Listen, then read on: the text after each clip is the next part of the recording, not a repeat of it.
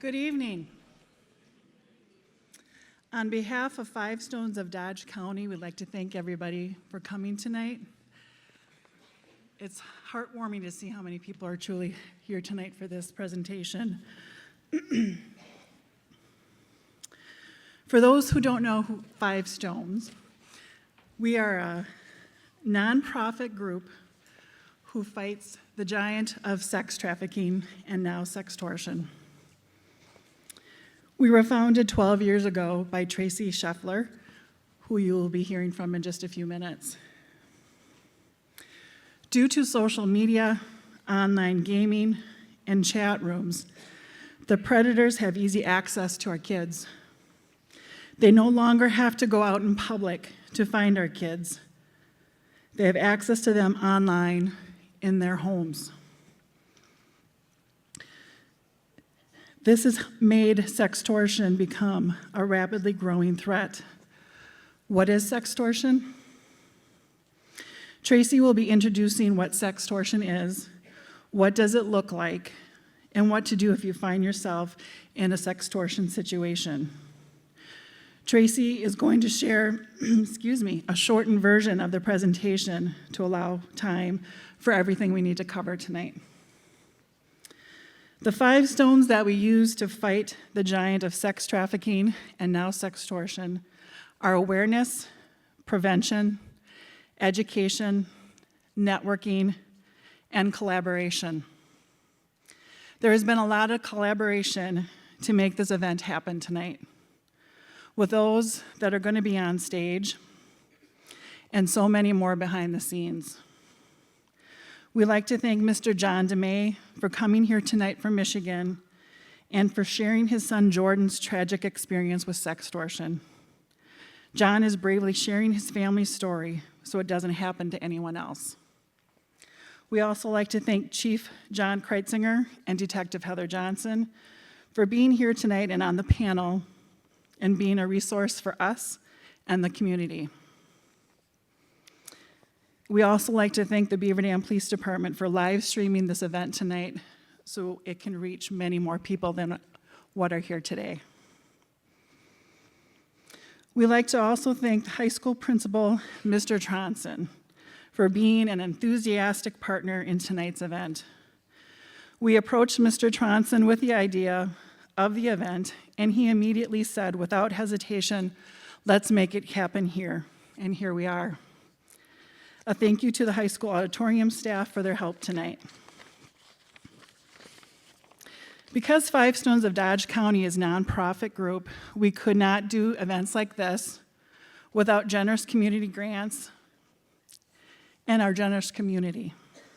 The end of the last year, we were awarded 2 grants, one from the Beaver Dam Area Community Foundation and another from Dodge County Crime Prevention Funding Board. The Beaver Dam Area Community Foundation grant went towards our January trafficking awareness campaign. We were able to use the money towards our billboards that said, "Talk often and early to your kids." Thank you so much for your generosity in helping make awareness and starting conversations at home about sextortion. The Dodge County Crime Prevention Funding Board grant completely funded the expenses for tonight's event. We cannot thank you enough for helping us make this happen and for your generosity. Thank you to the Dodge County Sheriff Dale Schmidt and Sheriff's Department for also sharing this event on their social media and getting the word out.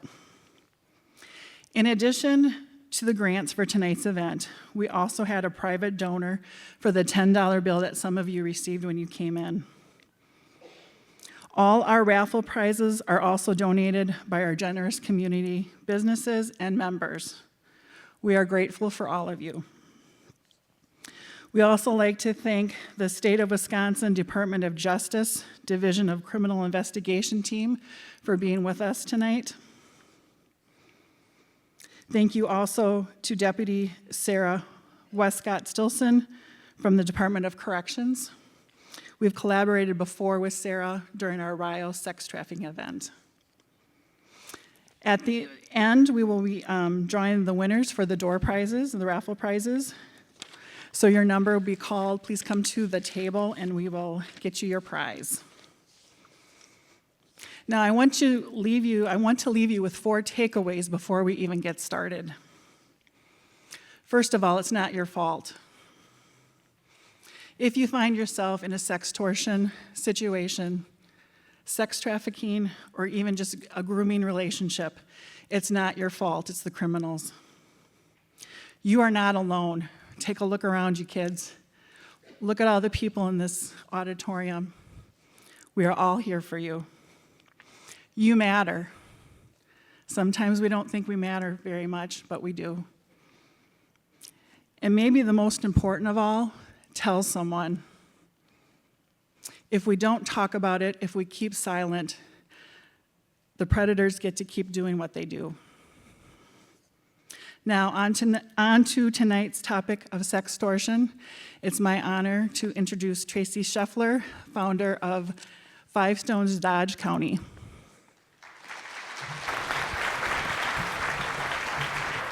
Thank you, Christy. Thank you very much. I want to thank you so much for being here. This night is not about us, Five Stones, and it's not even about Mr. John DeMay, who we're so grateful to be here. It's about you, it's about the community, and it's mostly about our youth. I think you would agree with me, right, John? It's about protection, and so I'm thrilled at the turnout tonight because every single one of you can multiply the education that you learn here tonight by sharing it with others. So as Christy said, and I did want to mention that Sarah from Department of Corrections actually brought a team, so we're also very grateful for the team that you brought, Sarah. I do want to mention or reiterate that we're doing an abbreviated version of our information tonight, and so I'm going to kind of run through some of the things because Christy already covered some of that. But we need to start at knowing what sextortion is, right? We can't fight something that we are ignorant of. So sextortion is the threat to expose sexual images. Some of you might know of them as a nude, or even, I don't love saying it from a stage, but like a dick pic or something like that. There's definite trending verbiage that goes along with kind of the normalization of the sexualization of our youth. And so if the victim does not agree to give an offender what they want, then they will be extorted or for it. So the best way to understand sextortion, because I do still have people coming up to me and saying I don't know what it is sex plus extortion equals sextortion. So there's recently been a very sharp increase in online perpetrators who are sextorting minors for money. 79% is for money. You can consider the rest maybe revenge after a breakup or just trying to, bully somebody. It can happen in various ways. It's very often happening with people that you're meeting online because they can be faceless to you. They can be anybody they want online. But it does happen offline as well with people you go to school with or people you've dated. Okay, why does technology appeal to offenders and predators? They don't have to show a physical address. They don't have to give out any of their own information. They can be whoever they want to online, and then they have easy access to children and youth, and they're looking for people with either vulnerabilities or people that they can just make quick connections with. Again, they can be whoever they want. They can communicate with whoever they want. They can be a 60-year-old man pretending to be a 16-year-old boy. They can be a 40-year-old woman pretending to be a 18-year-old girl.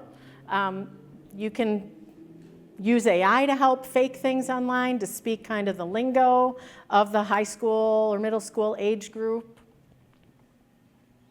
And this bullet point that's up there, that last one right now, this is becoming the most searched, under the sexual topic, the most searched word is youth on sexualized sites, websites. Oh, there it is. This is a new presentation, so sometimes I'm still getting used to it. Okay. We're going to play this video. It's a short little video, hopefully. Oh, nope.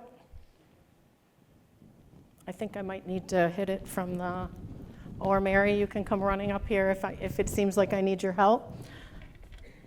Because while the predators are normalizing sexualization online, we want to normalize not falling for it and fighting it. Let's see if we can make this happen. Mary.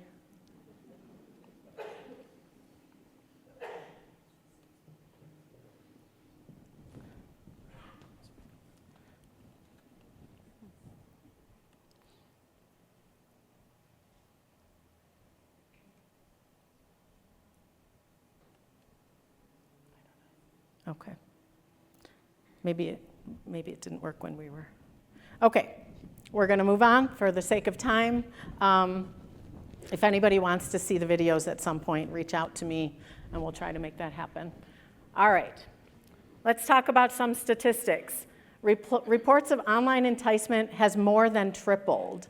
So this is what we're dealing with now. Sextortion is becoming the biggest contributing factor to teenage suicides now. And I think someone else on the panel will be able to speak to why this is, but many of them happen to be boys, which is an unusual thought for us, right? We've been talking about sex trafficking for 12 years now, and the majority of those victims historically has been girls. It's moving more evenly to girls and boys. But with sextortion, it's trending towards boys. So 27% are recruited by intimate partners. So what we're talking about is people online pretending to be girlfriends and boyfriends. And as you can see, all of the online social media sites and apps and platforms that we're all very familiar with for good things and fun things are being used to take advantage of our youth and adults. It absolutely happens to adults, but we're really here to protect our youth tonight. And then look at how often youth are online. So that's a lot of opportunities for a predator or a perpetrator to take advantage of our kids. The amount of notifications per day for teens, anybody want to make a guess? Shout it out. 2,000. Oh, now you're going to make it look small. Well, 237 plus could be 2,000.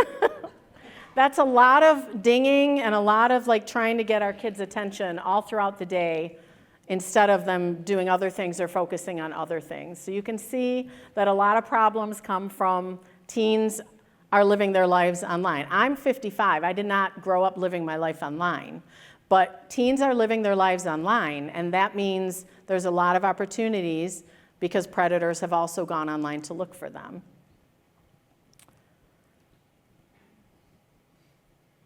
Okay, the other thing about that, let me actually go back. The other thing about that, because teens are living so much of their lives online, it's not just I'm playing games online, I'm connecting with friends online, I'm in gaming rooms with people in another country. That's all cool, right? But they're also doing all of the teenage things online. They're exploring their sexuality online. They're exploring relationships online. So while we would say, why would you ever do that for some of the things that are happening? We need to remember, those of us who are in a different generation, it's normal for them. That doesn't mean it's good, but it's normal for them, and it's being further normalized for them by perpetrators. So sending naked photos, sharing photos of others, being asked for nude photos, it's normalized for them. It shouldn't be. It's not a good thing. We are up here to say never do it. You will never find yourself in the situation of sextortion if you never send a nude. And that is the most simple solution for this problem. 1 in 5 teens in the ages 13 to 17 have indeed shared nudes. So I know we have people here who have 4 or 5 kids. So I mean, we have to look at the reality of it, and we can't be thinking, well, this wouldn't happen to my kid because I've taught them, I've raised them a different way. We need to be ready, and we need to preempt what's happening to our youth. So the majority are meeting in chat rooms. A perpetrator will spend a long time if they have to. So this says generally 1 to 6 months. We're going to hear a different story tonight, and I've read multiple stories where, from the perspective of anybody who's looking into it, it took place in 1 day before something tragic happens. So that is why I'm saying we need to preempt it. We're not going to wait for our kids to come to us and say, something's up. We're going to preempt it with a conversation with them so that they have the antenna to not fall for the very smart schemes of a predator. They do their business very smartly against our kids. A lot of our kids think they're falling in love with these people. There will be fake photos used. You think you're dating someone online. You think they know what they look like. You think you know if they're a male or a female. And the whole thing is a farce. These are some of the sites that have absolutely been used for sextortion. I'm not against these. We use them. I use some of them. But we just have to know how to do it well and wisely. Here are some other things. This is the intersection of sextortion and pornography. I'm not going to get into that tonight, but there's an absolute intersection and kind of taking hostage some of these sites that our kids use and using them for sexuality purposes. So I think this slide's really important. Who's vulnerable? Because this is what we want to know, right? If a kid is not getting along with their parents, so this could be like a kid that you know from your neighborhood or somewhere where you work or somewhere where you volunteer, or somebody at school can notice that this kid is struggling in with some parental conflict. That is a risk factor. Poor communication with your parents. Okay, who in high school and middle school and even like upper elementary isn't looking for love and attention? Everyone. Kids who are lonely, isolated, depression, this is an area where a perpetrator can kind of slide in and say, and kind of fill those needs, like a counterfeit relationship to fill those needs. Delinquent behavior, risky behavior leads to risky behavior. Historical trauma, we tend to be re-traumatized. Predators can kind of sniff out those of us who are wounded. And accessibility, I mean, the 237 plus to 2,000 notifications. Online, we're all accessible. If you're on there, you're accessible. The LGBTQ community is at a greater risk just because there are some risk factors that come along with being in that community. Substance use by the victim or family. Again, absence of a cohesive family, lack of supervision. So if your kid's home alone a lot, you're not watching what they're doing, and that's just a lot of time to engage with somebody online. So generally, what you'll see is someone will try to gain the trust of our kids, and this is similar to the grooming process of trafficking, but just a little different. They're going to form that friendship, that counterfeit relationship. They're going to use flattery. They're going to tell you that you're hot, you're beautiful, you're so cool, you're so sexy. I wish we could meet in person, but I'm too far away, whatever, all sorts of excuses. But try to create that false relationship. Normalization of sexual language and sexual things, and then, I'm going to send you a nude, or I'm going to send you a picture of, my shirt off. You send me one back. They have nothing to lose because the picture that they're sending you guys is not even them. Okay? So they're using fake pictures. You think you're getting a nude from someone you're interested in and falling in love with or wanting to date, and so you send a picture back, but it's not who you think it is, and they're going to use those pictures for some pretty tragic things. Compliance testing means they're gonna see you guys, for the youth in the room. They're gonna test you out a little bit here and there to see, can they get you to be okay with this? Can they get you to be okay with the next thing? Are you compliant? Do you give in? And so we're here to tell you, don't give in to any of those things. And if something feels off, it is off, and that you should listen to your instincts. And then, frankly, you never have to say yes to anybody online about anything. Check with a parent, check with someone you trust. You don't owe anybody online anything, okay? And if you have a new friendship or a new relationship online, you don't owe that person anything. And that's important for you to remember. Keep your agency. Keep who you are. You are the keeper of your privacy. And you don't have to give any of that away to anyone, especially a stranger online. And then exclusivity just means they want to kind of like pull you away from family and friends, try to make it be like that's the most important relationship in your life, because that's going to be important when the switch is flipped and they try to extort you. So we want to talk tonight about prevention, and you're going to hear all sorts of things from the panel, and especially in Mr. John DeMay's story. But the most important thing is communication. And you guys, that's free. We can all do it. We don't have to go get a certificate for it. We don't have to go to a class. We just need to be talking to our kids, because parents and guardians really are the main source of help and guidance. If you don't have this situation in your life, I know a lot of kids are in some broken situations. There's someone. You need to think about who your someone is. Maybe it's a coach, maybe it's a teacher, maybe it's someone in your neighborhood, maybe it's an aunt or an uncle, a grandparent. There's someone in your life who you can trust and who can guide you. Just some little tidbits for parents real quick. Keep devices out of the bedrooms at night, because that's where stuff is happening. And kids can stay up all night dealing with this stuff. Monitor their social media. I know we're all busy, but after you hear tonight's story, you're going to decide you're not too busy to monitor your kids' social media. Check their privacy settings in apps. Quality time and communication, it really is everything. Even when we're good communicators with our kids, stuff's going to go wrong. We've all lived our lives. Stuff goes wrong when you're teenagers, right? We just don't want this to be the thing. We did have some books out there, Treading Boldly, that's a parent's field guide to the pornography issue. If you want to keep your kid out of it, or if your kid's already involved in it. We went through them, but I do have more. So if somebody wants one of those, they're free. Just contact me. My name and number was on the card out there, or the blue cards that you got as well. Here's some apps that can protect your kiddos. Bark, these are vetted apps. I would not put them up there if they were not. Bark, Net Nanny, Circle. Some websites that you can get self-trained or self-educated, I guess is the better word. NetSmarts, Thorn, Culture Reframed. These are really good sites that have a lot of good information and resources for parents. I saw someone take a screenshot. What a great idea. Go ahead and take a screenshot of that if you want. And then I'm going to move us along to the next slide. So, for the youth in the room, never post revealing photos, and you will never be sextorted.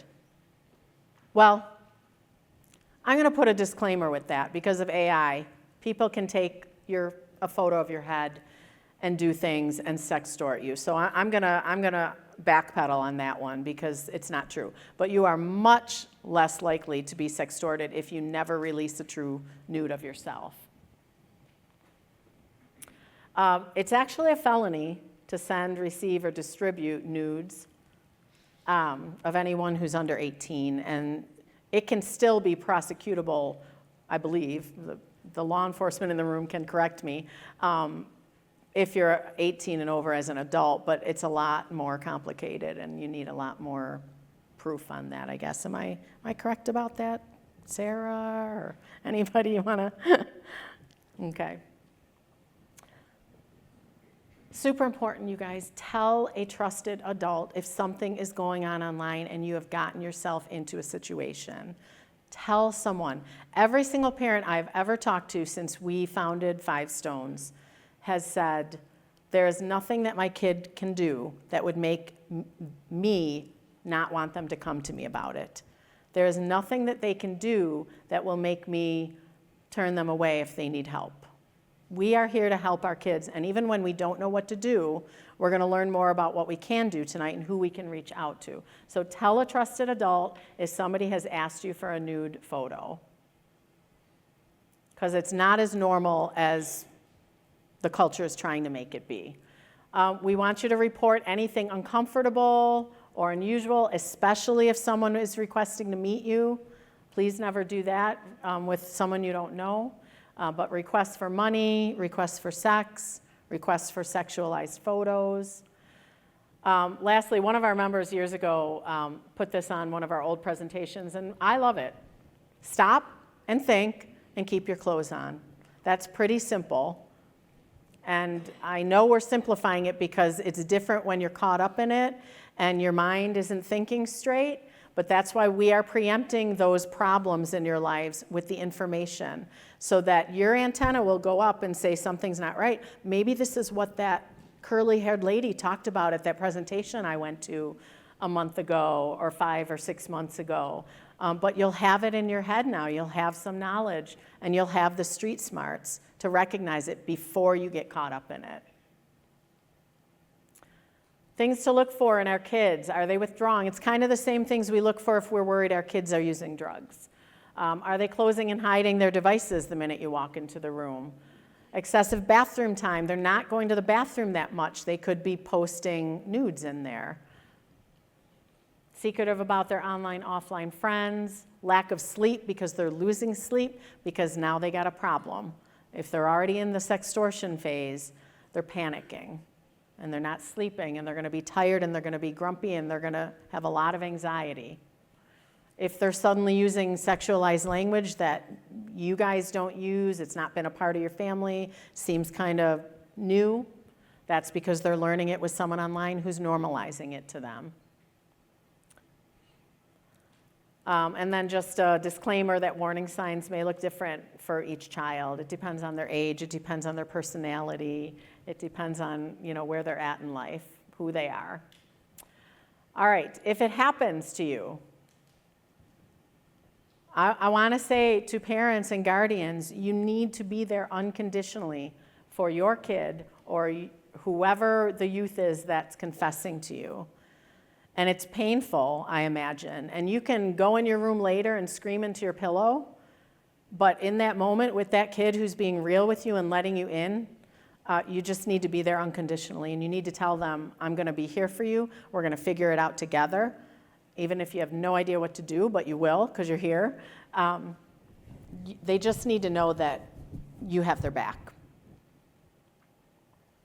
So this is another screen that you could take a screenshot of. There's a cyber tip line. We want you to report to local law enforcement. So if you're not from Dodge County, just Mary, one of our members, has always suggested put these numbers in your phone as a contact. So then you don't even have to be like, what is my police department's number, right? So we just keep them in our phone. They're contacts. Get your sheriff's office, get your police department, get your tip line. And then you do want to mention if it's under 18 because of what we said before about it being a felony. And then this last bullet point is huge and in red for a reason, because it's literally intuitively going to be the last thing that you want to do. Save everything. Are you kidding me? You're going to be like delete, delete, delete. This all has to go. Maybe I can make it disappear. Maybe I can make it go away. And as a parent, you're going to want to do that too. But if you want anybody in law enforcement or internet crimes against children to be able to investigate, then there needs to be proof. And so you do need to save everything. And beyond that, once that is in the hands of the people who need it, there are helps online that can help you to take things down and to remove them. It's tough, and it's not a situation you want to be in, and it's not easy, but there are helps. There's even a resource called Take It Down through missing and exploited children. All right, I think, since we can't play that as well, that we're going to put up Jordan, and we're going to invite our panel up, right, Christy? That's where we're at now? Okay. So I'm going to ask John DeMay to come on up. I'm going to ask Chief Kreisinger to come on up, Detective Johnson, and I will also sit up here. I'm going to give you the clicker. How are we transferring over to his What, should it just be next? Is this the beginning of yours? No. No. I'll, Okay. Oh, I'm going to leave that up for a minute. If anybody thinks they want to submit a question that if we have time, we will deal with at the end, go ahead and hit that QR code and put it in while Mary's, go ahead, sit wherever you like. We'll put it up again after, okay.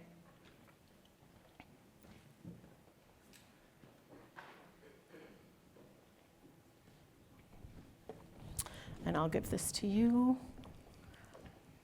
So I know Christy introduced by name, but this is John DeMay and Chief Kreitzinger and Detective Heather Johnson.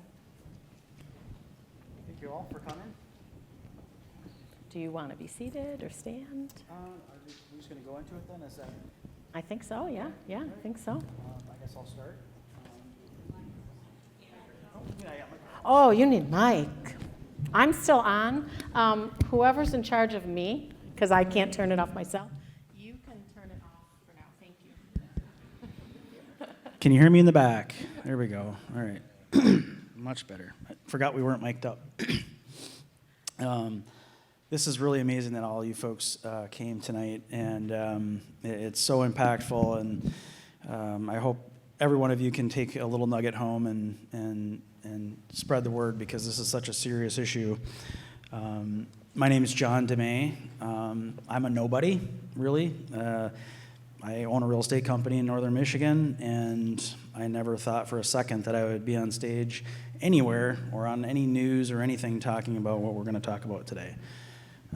But because this issue is such an epidemic at this point, we have to, and I have the ability to do it, and I want to do it for the legacy of my son and other kids in this room that are probably going through what we're talking about today, because there are a few of you in here, I guarantee, that are going through this right now that they're not saying anything.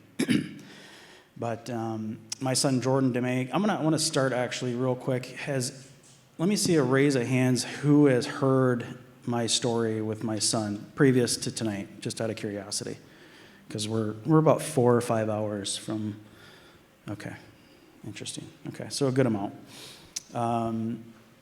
My son committed suicide. It'll be 3 years, actually, on March 25th, so just in a couple weeks is his 3-year anniversary. On March 24th, Thursday night, was the last night I saw him. His mother and I divorced when he was very young, so he spent his whole life week at my house, week at mom's house, and that was just the deal. And so he came to my house Thursday night, about 10:15. We were going on vacation to Florida. We spent a couple trips to Florida every year. We go to the beach. We enjoy that. And we were getting ready to go to the beach for 2 weeks for spring break. It was Jordan's senior year. He was about 7 weeks from graduating high school and 7 weeks from his 18th birthday. I ran into him outside of my house. He was rolling his bag in for vacation, and I was just heading out to the garage to grab something on my truck. And we were kind of two ships in the night. I said, "Hey, how's it going?" "Good." He said, "Get your shit ready to go. We're leaving, and I'll see you in the morning." And that was the last time I saw him. I woke up at 7:30 in the morning. I have two girls who were 6 and 8 at the time. And they were just getting up, getting ready for school with my wife. I'd gotten up. I had received a text message from Jordan's mother. And she said, "Did Jordan make it to school today?" And I said, "Wow, that's interesting, because the kid has never missed a day of school in his life." I looked out the window, and I saw his car still sitting in the driveway. And I was like, "Wow, he should have been at school 20 minutes ago." And I walked down to his bedroom to see what was going on. I opened his door, and he had shot himself in his bed. He had a pistol in one hand and his phone in another, laying in his lap. And at that point, as you can imagine, it was terrifying. Barely made it upstairs. My wife thought I was having a heart attack. Couldn't talk. And you can only imagine what happens after that. It's funeral arrangements, it's getting my kids out of the house, detectives. by the end of the afternoon, we were planning his funeral. I literally buried his body in the ground on his 18th birthday. And why?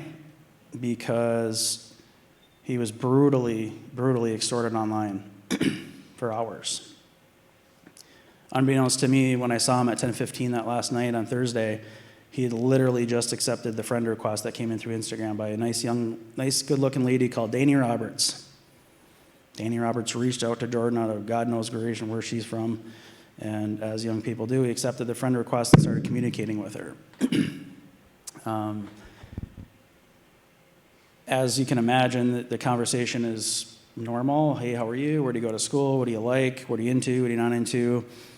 Things were happening. Within a couple hours, the conversation started to get a little more sexual, right?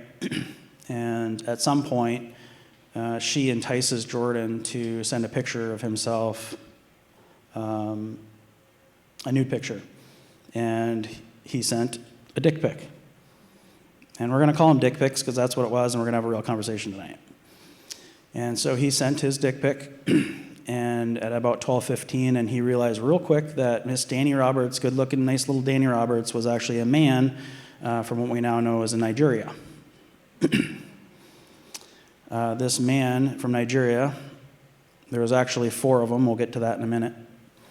And they extorted Jordan for money. They negotiated money. They demanded him to do things fast.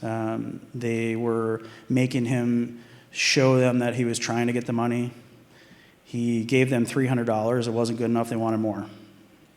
They started at $1,000. They negotiated to $300. Eventually, he sent $300 through a Cash App, and that wasn't good enough. And they kept going and wanted more and more and more.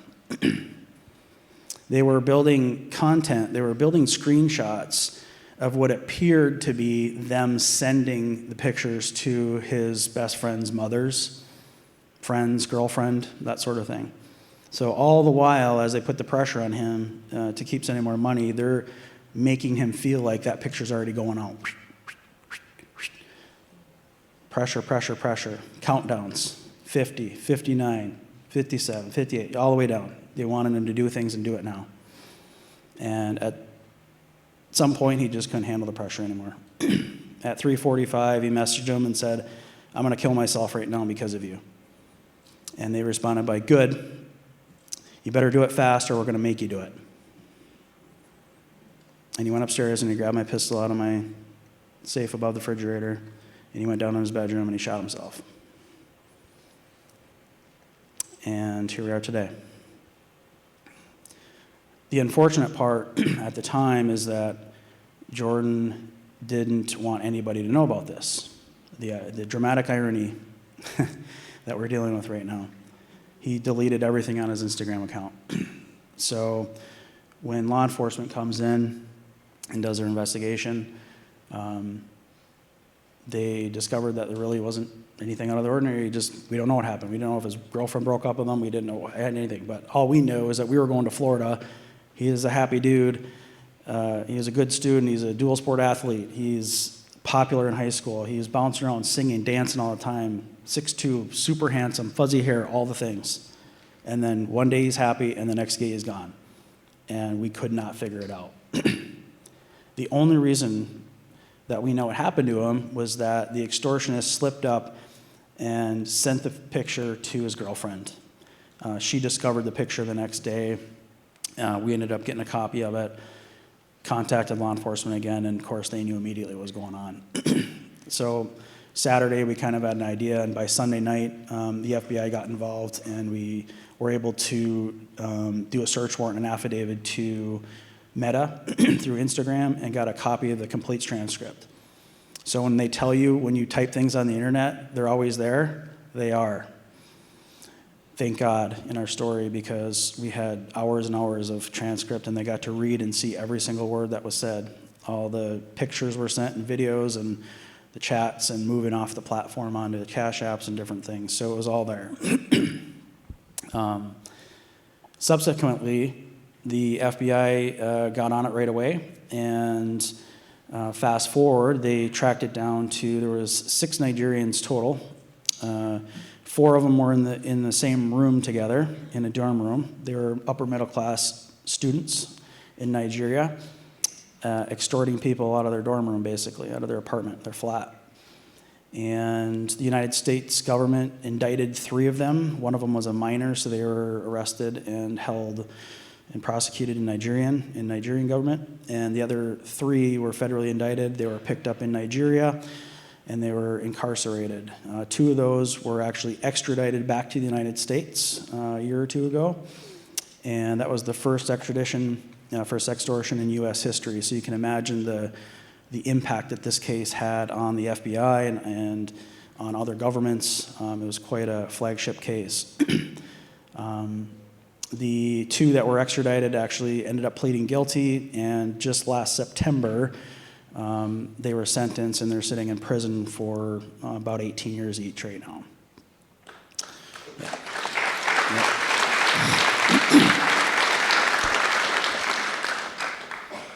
So part of the story is the other part is the other guy that's sitting in Nigeria. He's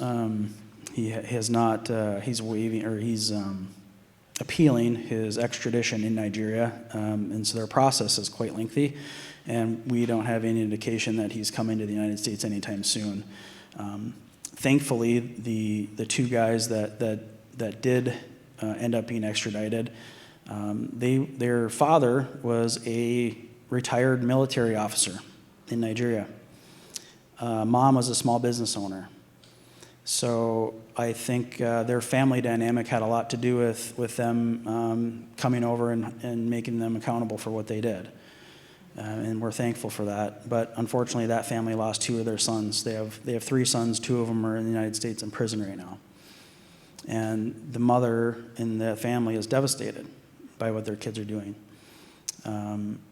As the onion was peeled back, and during the investigation, there was over 130 victims that they were extorting for money. And $300 in Nigeria is a lot of money. And so you can imagine it was probably a lucrative business model for them. And so that's where we start getting into kind of the meat and potatoes of what sextortion is, what it looks like, how it happens. And when we talk about sextortion, we know so much more, and I know so much more because we have a really inside look because of the great investigative work that these people do, and we're able to see how this all worked and played out. And I have not read the entire transcript yet. It's evidence in a case still, but I'm working on being able to do that, and I'm going to share it to the world because I want everybody to be able to go onto a website and read what happened. It's devastating because it's the real deal. And so these men are in prison, and we're thankful for that. But the important thing to know is these guys were trained. What we found out is that these gentlemen, these young men, they were 17, 18, 19 years old at the time.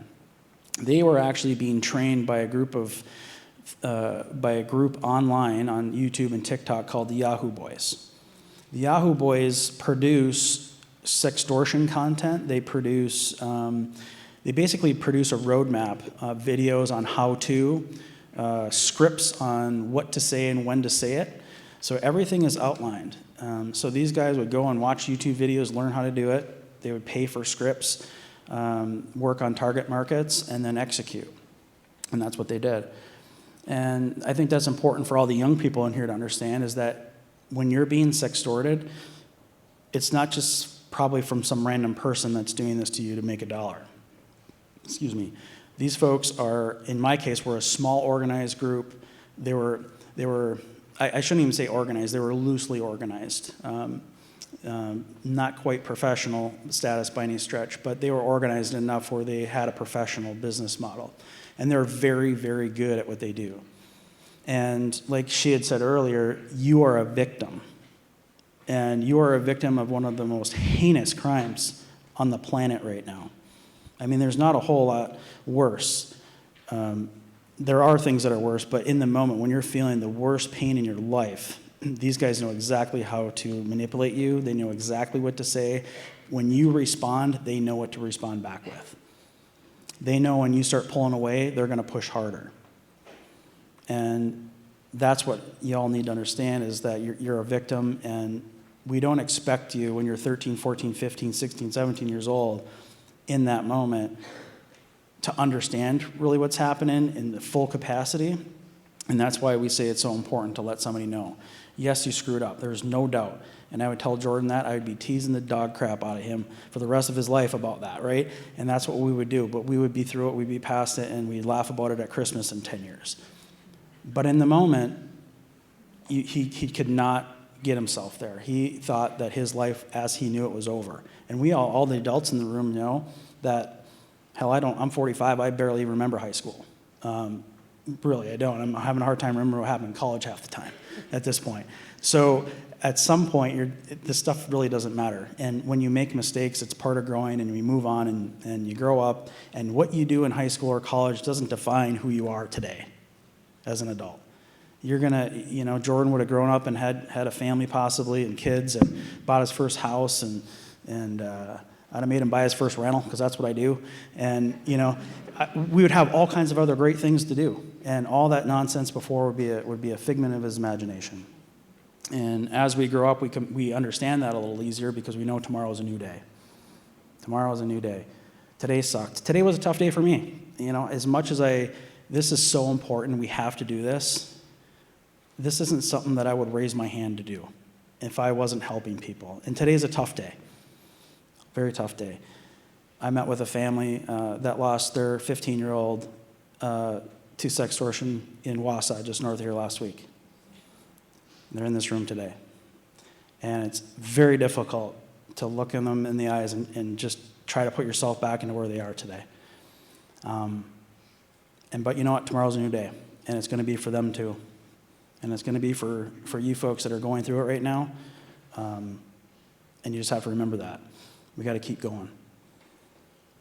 And it's important that if you get yourself into these situations that you let somebody know. And I hope that's what we take away from today. So that's a start. Yeah.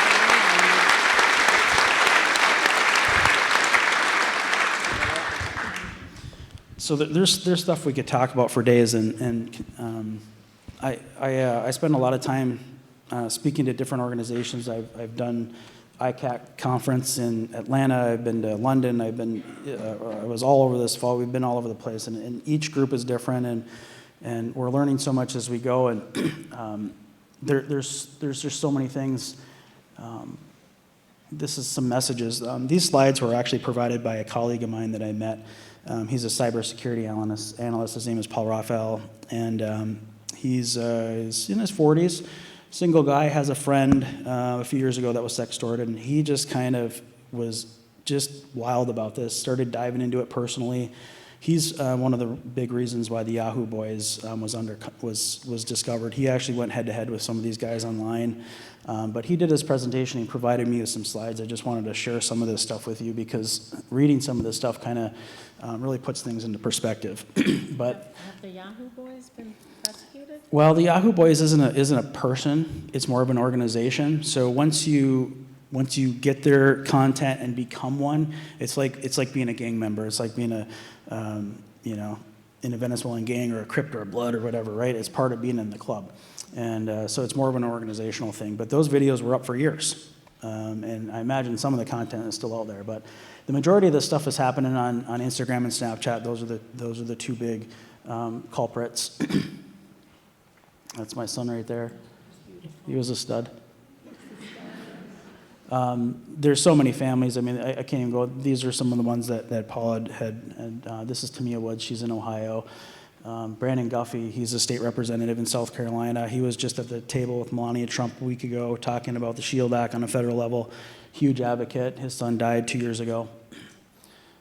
Just so many families. Braden, I mean, it's just awful. So look at these guys. Just handsome people. It's such a tragedy.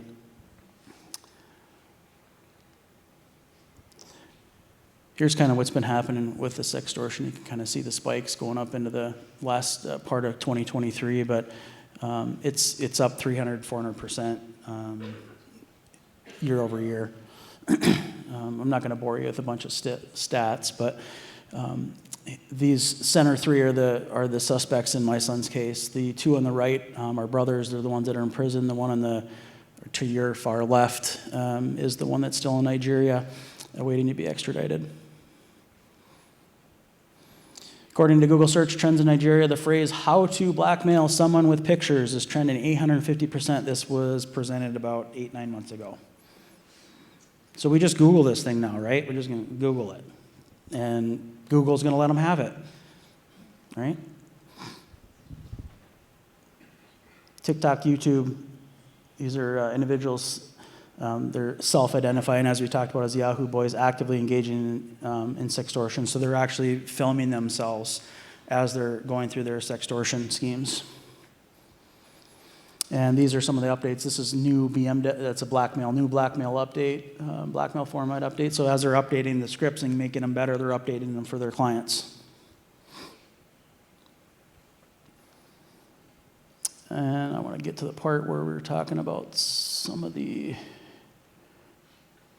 more of online content they produce. But here's part of the script, and some of the script was actually written. This is a completely different victim, but this script was written almost word for word in my son's sextortion. But you can read it. I have your nudes, everything needed to ruin your life. I have your screenshots, all our followers and tags, and those that comment on your posts. I can send this nude to everyone in UK until it goes viral, and also send this to all females on your list and your family if you don't cooperate. All you have to do is cooperate with me, and I will not expose you. If you block me, I will ruin your life. And you can tell just by the English that they're not American, right?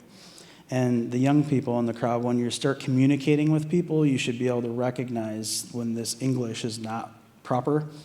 Pay attention in English, because that is not English. And that's kind of what some of this looks like.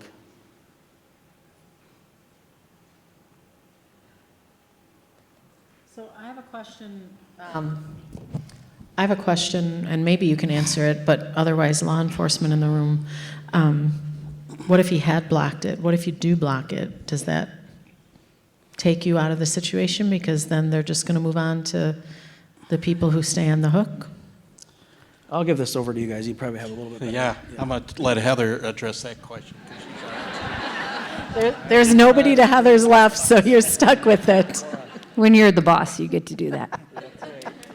Yes, statistically, if you block the person that's doing it, they will move on to the next person. It's like fish in the sea. They're going to waste their time going after someone that blocks them, and they're going to move on to the next person that's not going to block them and not waste their time. Good job. She deserves a raise. And that's what I hear from a lot of the ICAC detectives and the FBI when we're following up with them is they're in it for money, right? And that's what happens with this thing. And once you disengage and block them, and they know that, like she said, they're just going to move on. It's a numbers game. When they're just sending out friend requests by the dozens and hundreds, they're going to move on and bite on someone who's going to bite. We're not going to fish in a hole. We're not catching fish. They have no reason to send the photo, even if you sent it to anybody else, other than to continue blackmailing you. So a lot of the cases, it's safe to say the majority of the cases, the photos don't get out because that's what I've been hearing too more on the federal side too. So I think that's an important thing to understand, because they're going to make you feel like they did. And like I said, in my son's case, they were making it look like they were sending. They had some screenshots, said, look who I just sent it to, and it had, ABC, all these kids' mothers and stuff, right? So he's thinking, oh my God, he just sent it all. None of that all went. That picture never went anywhere. That picture went one place, and that was to his girlfriend the next day. But she didn't get it till the next day. It went that night, but she didn't get it till the next day. So they were going to probably try to extort her, but I think they gave up on her too until she started engaging with them. But at the end of the day, that picture's not probably going anywhere. And since we're on the picture subject, I think the Take It Down, like she had mentioned, it's Take It Down from the National Center for Missing and Exploited Children, and it's NCMEC. So takeitdown.nc, whatever the acronym is, .org. And what you can do there is you can actually, if you still have the photo that you took, you can enter the address of that photo into that program. And it's a collaboration between NCMEC and Meta and some other platforms. And it will pull that photo off of those platforms automatically. It's been kind of hit and miss. I've heard good things, I've heard bad things, but I think the secret to that sauce is getting it in early. If you can try to get it in early within an hour or two, it's probably better than to wait 2 or 5 days or a week or 2 weeks.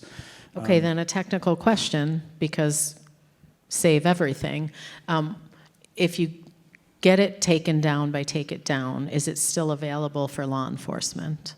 Yes. Okay, Yeah. Yeah. It's all. that's important. Yeah. You guys can get at anything, is what you're saying. Okay, good to know. Encryption is a whole other thing that we probably don't have enough time for tonight, but it's causing issues. But yes, it will be. It'll be fine. And if we're going to talk about what we should do after the fact, like they said, save the information. The best thing you can do, the FBI recommends that you grab not the name that you're dealing with, but the actual account name. If you can grab that name and preserve whatever information you can, even take some cell phone shots of it, whatever you can do. They recommend that you block them, but I think that's just to kind of preserve your sanity. But if you want law enforcement to actually be able to engage and get in there, I think it's important to have that account available for them to do that. Am I wrong? Yeah, is that right? Okay, yeah. So keeping as much information as you can, really. But your natural reaction is to try to delete it. I just took a call from a 14-year-old 2 weeks ago from our local junior high that I spoke at. Said, I'm in trouble, I made a mistake, I don't know what to do. I saw you at the school a few months ago and I don't remember what you said. And so I got to message with this kid and got him off the ledge. But he'd already deleted everything, and he'd literally just been sextorted 15 minutes before. So within 15 minutes, he got sextorted, and he just started deleting everything. So that's your natural reaction. But if you can refrain from doing that, is better for law enforcement, because the more information we have, the better. And we don't know, Jordan's case, there was 130 victims. That's turned into 6 Nigerian arrests. 2 of them were extradited to the United States, and additionally, they circled back after that and went after some money guys, and 5 Americans were arrested about 7-8 months ago in Atlanta and Huntsville, Alabama, for the money laundering side. So what happens is the money gets laundered through the United States into their Nigerian accounts through Bitcoin or some sort of cryptocurrency and transferred back through exchanges into the country's currency, but it costs money to do that. So there's always money mules that are involved typically in these. So the FBI actually circled back and took out the money mules in our case. So my point is that there was 11 people that were arrested in our case alone and 130 victims, all because of one picture, right? And our case is different because Jordan died, right? And it was a death investigation, so it made it easier. But when I'm talking to law enforcement groups, it's important to realize that if Jordan hadn't died that day, that means 130 other victims wouldn't have been found. That means 11 people would still be on the street doing this. So go the extra mile. When you have a kid that's super happy, loving, everything's perfect, and one day he's alive and the next day he's dead, that is not normal. I have a bachelor's degree in criminal justice. I was a police officer for 3 years in my earlier life. And I try to put myself back into those shoes and be like, man, when I went to suicides, of course, Facebook and stuff was just kind of becoming a thing. But now when you walk into those situations, you really have to think, what is going on here? This could be so much more. There's been 45 or 46 suicides in the United States just in the last couple of years from sextortion specifically that have been reported. So suicide rates are on the rise. My theory on it is that's probably less than 10%. It's probably less than 10%. A lot of these suicides that are going reported as just a standard investigative suicide are probably a lot more than that behind the scenes. And I feel that way not only because it just makes sense in the 30,000-foot view. It makes sense when I get parents coming to me and like, my daughter committed suicide 7 months ago. And I have no idea why, and everything was totally fine, and the next day she's gone. We have no idea to this day what happened. But I suspect because I found something on the phone and I'm not really sure what it was, and we can't get in, and everything's deleted, and her whole accounts were erased. And so all you can start to think is there was something going on there. Because if it was just a mental illness or something when somebody decided to end it all, they're not going to go and delete all their social media history, right? They're gonna do their thing, and it's going to be over, and that's not even going to be a thought. So when we have suicides and we find out their social media history is wiped, there's probably something happening there. And I suspect that that's probably a lot of the issues that we have going on. Because sextortion is such a private and personal thing, nobody wants to talk about it. My son didn't want to. He didn't want anybody to know. He didn't want me on a stage in Beaver Dam, Wisconsin, talking to hundreds of people about what happened to his poor, He did not want that. But that's a reality, so. I have a question, and anybody in the room who's able to answer it. Do we have a grasp on how often it's Americans sextorting Americans, or like what happened to Jordan, other people, criminals in other countries? I'm not aware of that data. Do you have any data? DOJ said prior to this presentation that it's not Americans that are doing it.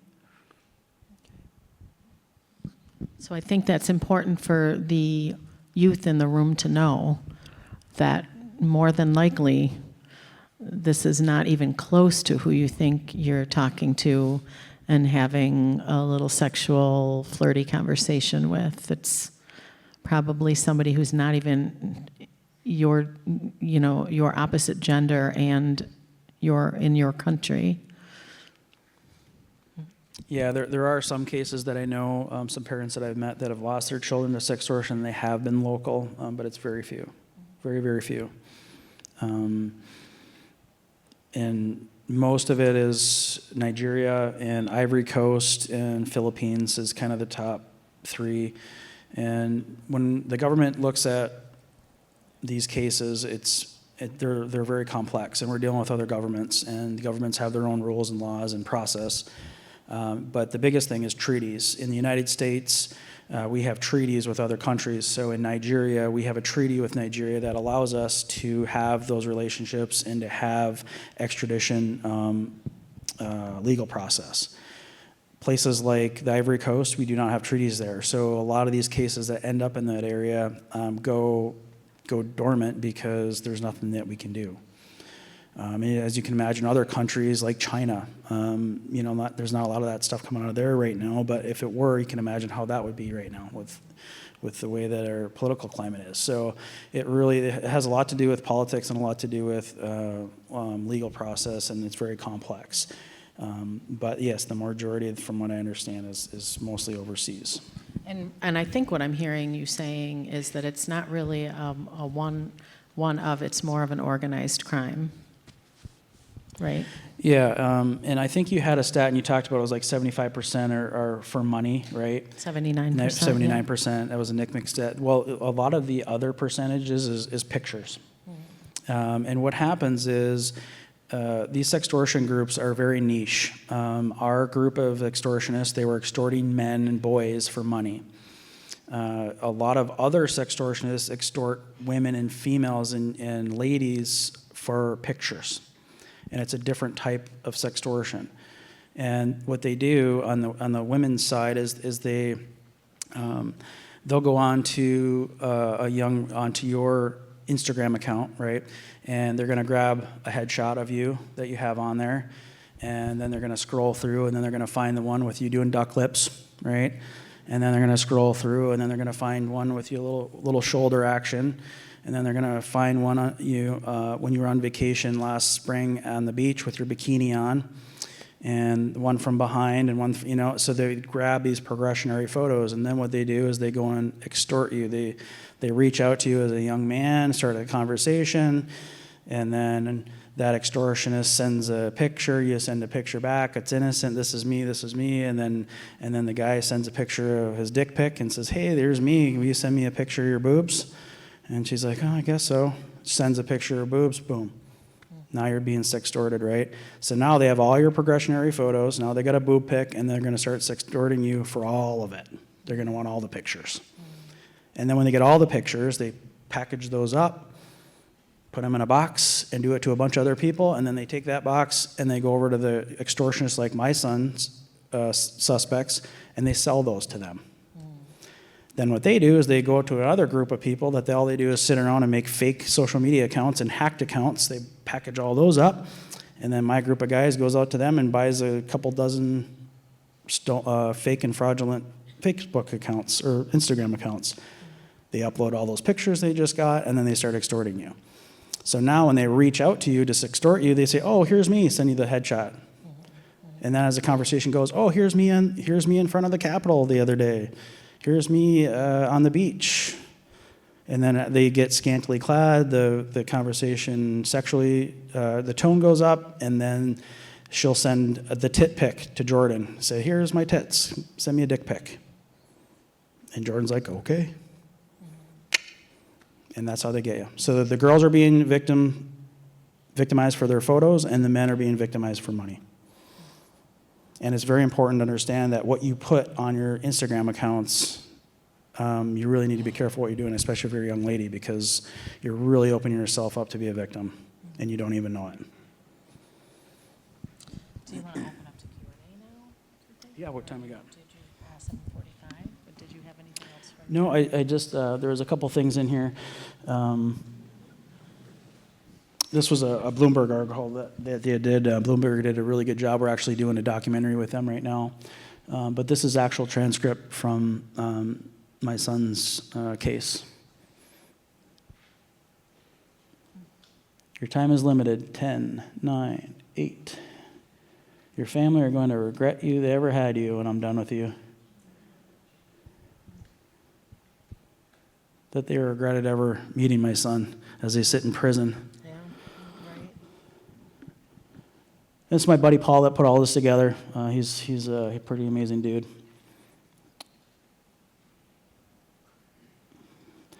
The interesting part, I'm going to touch on social media because I think that we really need to do that. Paul is a security analyst, and he put together a law enforcement online webinar, and there was about 500 cops from all over the world, and I spoke at it on this panel with him. And after this, Paul was actually hired by Facebook. He had gone through a process, and he was going to get a job with Meta at this time. This was last year.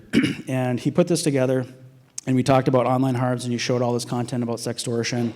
And we had a real open conversation about what social media companies are doing and what they're actually not doing to protect all of you in this room.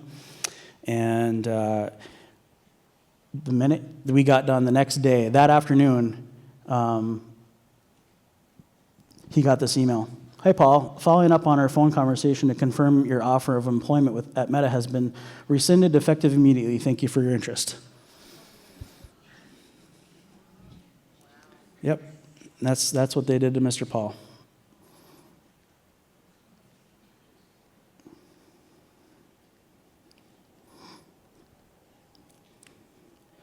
I'm going to bore you. That's about it. So the issue with social media is whether we're talking about sextortion, we're talking about fentanyl, we're talking about trafficking, we're talking about murders. All this stuff is happening on social media. And social media has so much technology that they know exactly what's happening on their platforms. They know all this is going on. And the ironic thing is the minute the United States government press released that 2 Nigerians were being extradited to Michigan related to a sextortion case on Instagram, it wasn't a month later that 3 weeks later, it was in conjunction with this meeting here too, it kind of coincided. Within a month, Meta came back and said, "We took down 63,000 fraudulent accounts that were sextorting people on our platforms." 63,000. First of all, that number is probably like this big in the grand scheme of things. Second, if you could do that overnight, why weren't you doing it before my son shot himself? Right? And that's where we are with social media. That's the reality of where social media is at. And some of the bigger fight, I mean, this is the meat and potatoes of what needs to happen in awareness and meeting folks and engaging. But the fight is at the federal level, trying to get legislation to hold these social media companies accountable because they're allowing a place for this to happen. Can you imagine if yeah, absolutely.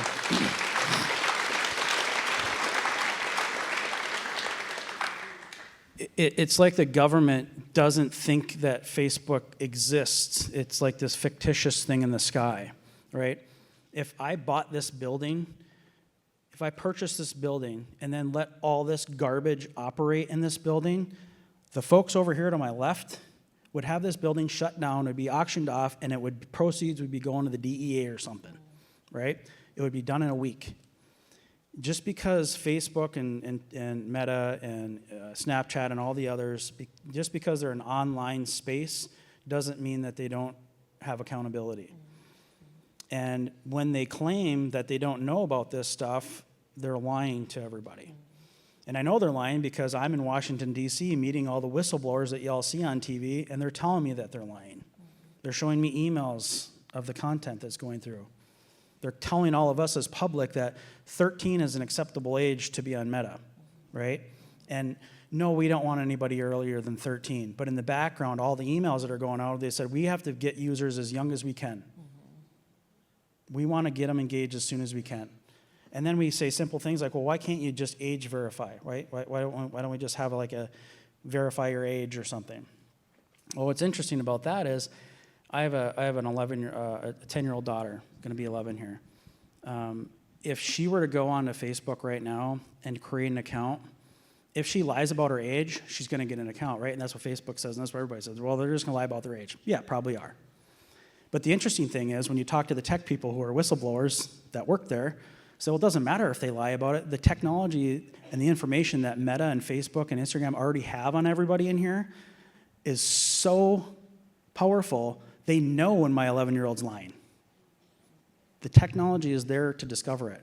They know who my daughter's parents are. They know who the grandparents are, where she lives, where she goes to school. They know all of it. So when an 11-year-old goes in there, their technology would be able to flag that instantly. So that's just telling me and telling the public that they don't want to know. And they don't have to know because Section 230, the federal government, protects them. So whatever they do, they have blanket liability. And that's where the problem lies with families like mine and other victims that are dealing with this stuff. When they try to file lawsuits against them, they don't go anywhere because they die in court because they're protected by Section 230 by the federal government. And at the time, that was a law that was given to them back in the mid-90s, like 1996. And you can imagine Facebook really wasn't even a thing there, but other tech companies were evolving. And they said, hey, government, I built this thing, and there's a bunch of people on it, and I can't monitor every word that's said, so I can't be held liable. I don't want to be held liable for this, but I got this really cool stuff that's happening. And the government's like, well, yeah, that makes sense. And I agree. I probably would have agreed with them at the time. But they didn't have the foresight to say, what is it going to look like in 10, 15 years? And so the government gave them full immunity under this law. And here we are today. And they're basically allowing and operating all kinds of criminal activity on their platforms and having the technology to remove a lot of it, but they're not because they want users. User count is money. The more users they have, the more they go to their shareholders and say, look how big we're growing. Then they go to Target and Walmart and sell millions and billions of dollars in advertising and make money. And the scariest thing is, and one of the whistleblowers that worked at Facebook said that he believes that nearly half of the Facebook accounts are fake or fraudulent. Half. So when you all are communicating with people, you have to understand that probably a good chance, it's a 50% chance you're communicating with somebody that's not real. And that's the scary part. Obviously a very layered issue, and what you're doing is working towards prevention at the level of the people in the audience where you speak, which is super important, and then you're probably also working on some legislative issues, it sounds like. And, yes, very much. I think we should open up to Q&A. now for the rest of our time together. So are you the keeper of the questions, or are they on the screen? Yep. Here, we'll keep one here and one there. Thank you, Christy. People emailing those in? Okay. Okay, the first question, how many cases of sextortion have been caught and dealt with in Dodge County? I know, I don't have that. FBI's probably got that. So we have more of the cases of the revenge porn after they break up, sharing nude photos with friends. Then we do reported sextortion. I can think of 3 sextortions that were reported within the last year and a half in the city of Beaver Dam, but it's highly unreported. And a lot of everything else is wrapped into that, so a lot of things are put under different categories, so that's a minimum of what we have. And Detective Johnson here handles all those types of cases. That's her expertise, so. Do we think that those numbers seem low for us right now because, oh, thank you for the magical wizard has turned on my mic, because people are too embarrassed and ashamed to be reporting? Obviously, I think that's an issue.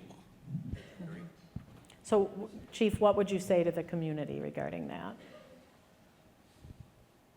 We always want people to report and investigate and communicate and talk to us. And if you're not sure, or you're thinking about it, or you're unsure, that's what we're there for. So we're there, reach out, and then, like your presentation said, reach out to someone who will then help you, talk you through that. You at least have someone to talk to, maybe not us, but someone else who then can help you walk through that situation. Yeah, okay. Our high school here also, in the last 2 weeks, allowed us to come in here and do a presentation to the entire high school class about sending inappropriate photos and consequences of that. So there's been some awareness and education done already. And then we get our SROs trained. We actually have one SRO here today trying to see what he can pick up and learn from this, so. Awesome. Yeah, and I wanted to add too, I think we were talking about pictures and numbers, and I think it might have been a statistic earlier, but National Center for Missing and Exploited Children had done a survey, and they found that 13 to 17, 46 or 47, we'll call it half of the kids, 13 to 17, said it's okay to send photos back and forth. Half. And I think the stat up there was about 25%. 25% actually have. So really, I think 1 in 5 was the number you had. It's 1 in 5, 1 in 4. 1 in 4, 1 in 5 of you in this room have already done that in this room. And so parents need to know that. That's how young people are sexually communicating now. They aren't going to the park. They aren't going to the teen places and the drive-ups and the whatevers. They're not even going to the bar when they're 20s anymore. They're going online. And that's how they sexually communicate. So when we talk about phone usage, I tell people, you're going to hand your 14-year-old the entire planet. You're comfortable with that. Would you let your 14-year-old in a strip club? Would you let your 14-year-old on this, where this is way worse than a strip club? I'd rather have my 14-year-old in a strip club. There's security there, right? There's no security on here. They aren't protecting you. They're safer in a strip club than they are on this phone. And on that same note, I'm going to add to that because you're speaking directly to the youth in the room. And please share that with your friends. Share that with your siblings. Share that with cousins, because they need to hear what you're hearing tonight. And that way we multiply the prevention. Okay, let's move on to our next question.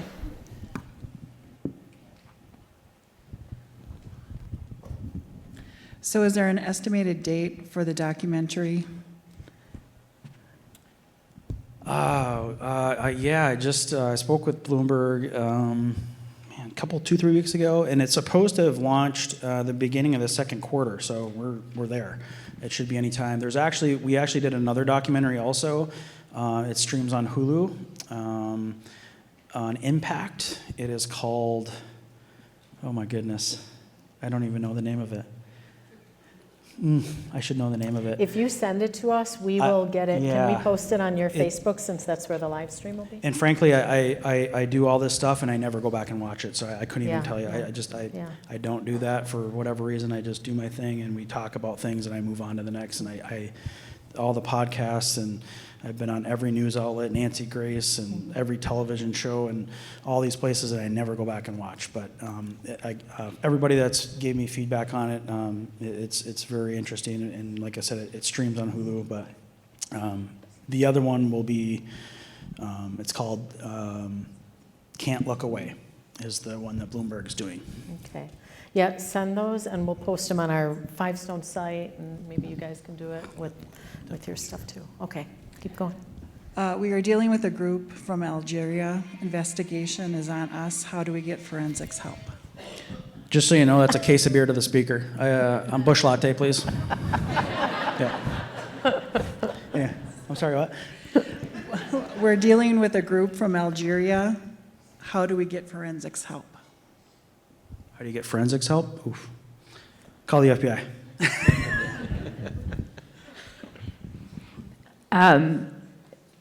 Our investigations would be corroborated with DOJ, with FBI, whoever we need to get involved with. Law enforcement would take care of that.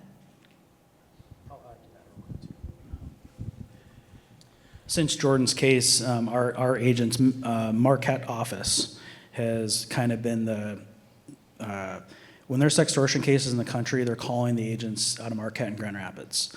And so our friends that are here from Wausau that are dealing with this right now, those agents are working on that case. And the people that are working on these cases are honestly some of the most talented people on the planet. And so once they get their hooks into this, they're going to do everything they can do. It doesn't matter that there's a massive ocean between us. We are closing that gap. And that's the message that I send overseas when I speak. Whether they're watching or not, I'm telling you, you can't hide behind the ocean anymore. We're coming for you. And if it's up to me, we're going to have aircraft lined up, fueled up, ready to go, and we're going to drag your ass back here, and you're going to be held accountable.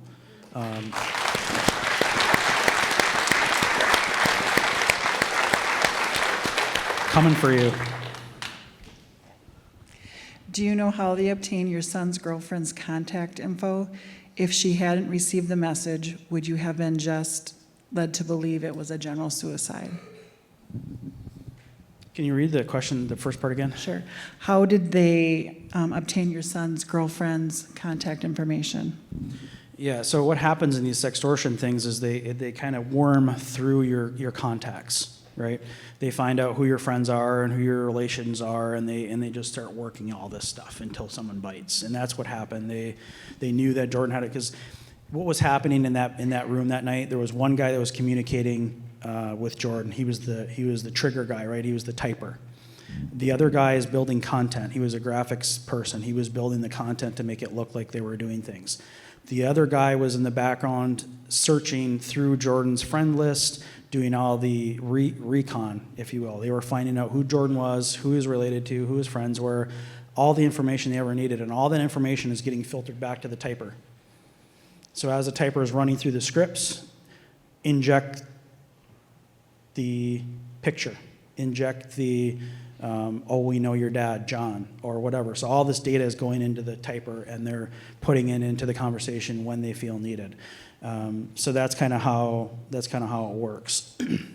But they're worming through your contacts, and up until very recently, Facebook wouldn't even allow you, Facebook would allow an adult account to interact with a minor account. Can you believe that? Like, common sense, like, why would your platform allow an adult to have access and see and talk to a minor account? And that just changed recently. So these are a lot of the things that they're kind of doing after the fact and sort of thing. But yes, that's how they're doing it.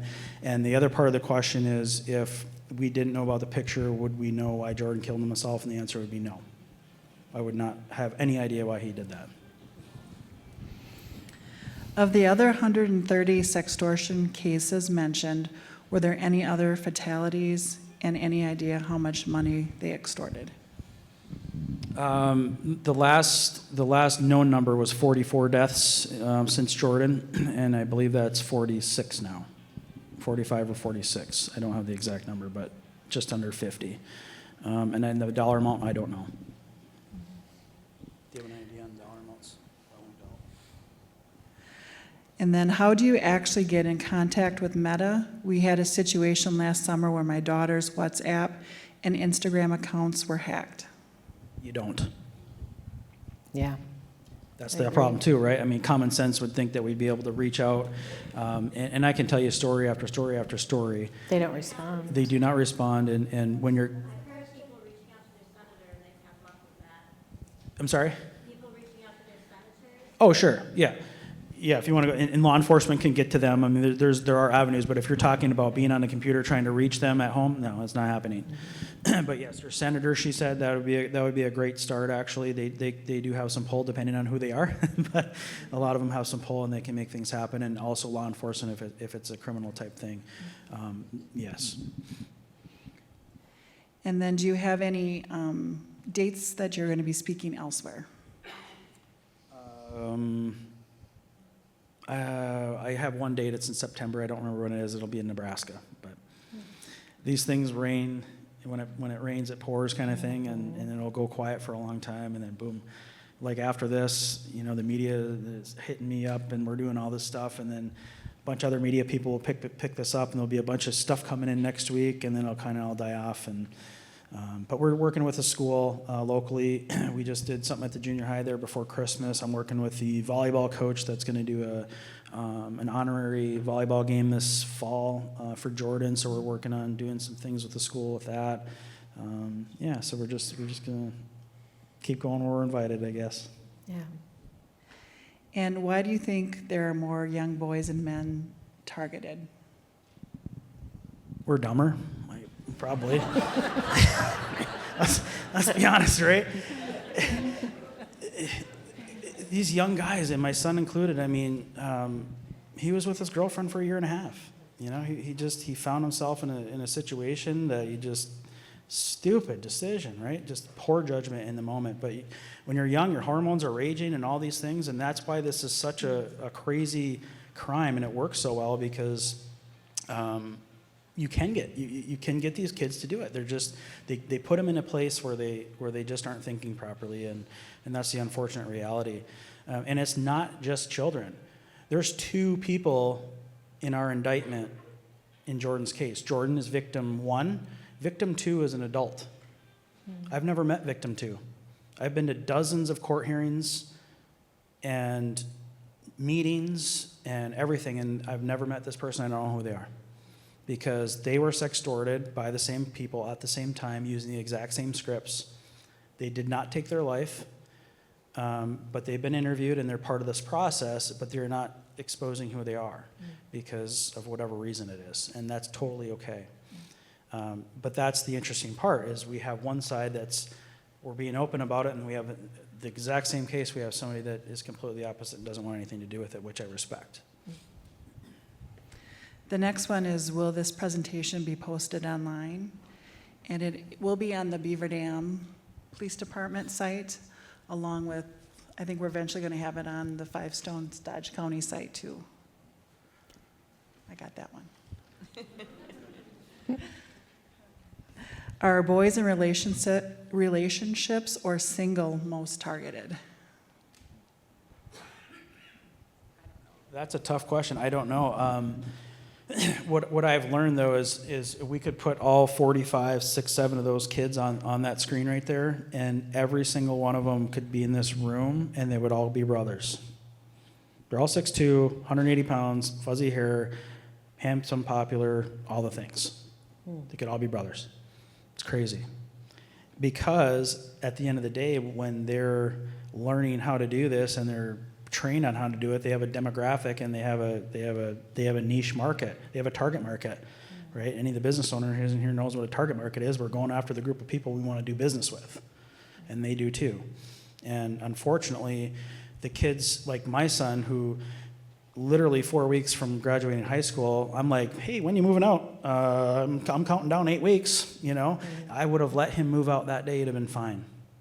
And that's where, you know, I guess that's kind of the issue. And what was the first part of that question? I'm sorry. Are they single? Are they single? Yeah, that's where I was going with that. I think a lot of them are being targeted based on what it's hard to say, like, or it's hard to explain. If you're the perpetrator, you want to find the person that thinks that they have the most to lose, right? So that's going to be somebody with a girlfriend. That's going to be somebody that's well known in the community. That's going to be your athlete, your star football player, those people, because they're the ones that you can manipulate pretty easily to think, hey, all that stuff you have going on, that little cute girlfriend you got over there, that's done with, right? And if somebody doesn't have a girlfriend and they don't care and they're just like, whatever, I mean, it might be a little harder to extort them. They're like, I don't care. You know, what are we going to do to me, right? So I think, I don't know for sure, but I know a lot of these stories, the parents that I know and the kids that I know had girlfriends, yes, a lot of them. So did the men send Jordan's actual picture to his girlfriend, or did they just message her and try to get to her to send pictures? There was some messaging in there, but they actually sent the picture to her, yes.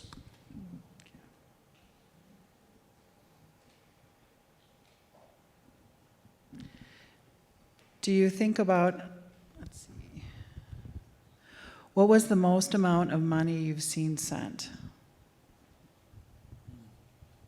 I think I read one the other day. It was $1,000, and that was a lot. Most of them are 300-ish. I think would kind of be average if I had to pick a number, you know, around what Jordan sent, a couple $100. Most of these kids don't have that much money in their checking account. A lot of them are scrambling to get into their parents' accounts, and different things. And It's the new version of kids going into grandma's purse to Yeah. pay for their drugs. Yeah. Okay, I think that's all the questions. Okay, good, because we're a little bit over and we still have some door prizes. Is there anything else you guys want to say? No, I just want to thank Five Stones for our working relationship, and I want to thank John for coming tonight. And what a story you have here, John. It's just to listen to this. This is amazing. I think we as law enforcement could get up here all night, but hearing it from somebody like you makes a difference. It has more of an impact. So I would hope people would watch this more and more, and I hope they take something out of it. I know when I saw you the first time and I watched the video, I'm like, wow, this is impactful. And that's the goal tonight, is to hear your story and to hear your perspective of it. We could sit up here all night and talk about it. So I wanted to thank you. And I wanted to also thank that we have to have a lot of resources when we have something like this. We use a lot of different resources. That's why we have DCI. When we had the missing 16-year-old, we had almost 30 DCI agents helping. They're the experts. They have a lot. Not against Heather and her expertise. She can handle a lot. But when there's so many things to do and so many things to investigate, we rely on state partnership. And you have to build those relationships. So we have them here at Beaver Dam, where we build a lot of relationship with a lot of state and federal connections. So we have someone to call to help us when we have these, so we can have that expertise when we need it. And we have a lot of partners in the room. Christy announced who's in the room today as far as that goes, and we're just really thankful for that. We're really thankful for the support of other groups. Christy, do you want to come back up? And I just want to say thank you too for the opportunity, and this is Jordan's legacy, and you know, the short 18 years that I got with him are pale in comparison to what he's doing right now. And unfortunately, we had to have this tragedy to do it. But it's all the people in this room that took the time to come here to learn about this is even more important, because you all are the front runners here, and the media and all these organizations, and in Washington D.C. and all the things in the politicians that are working on this stuff. And there's there's a massive community out there, and I didn't even realize how big it was until I started getting involved. And when I went to DC for the first time and met hundreds of people that have been in this space advocating for change for decades and spinning wheels and banging their head against the wall every single day to get some different, make a difference. It's impactful, and hearing stories from the community and people sharing their stories after they hear Jordan's story gives me the fuel to do it, and the people in this room give me the fuel to do it, and so do you, and so thank you, and all your hard work. Thank you.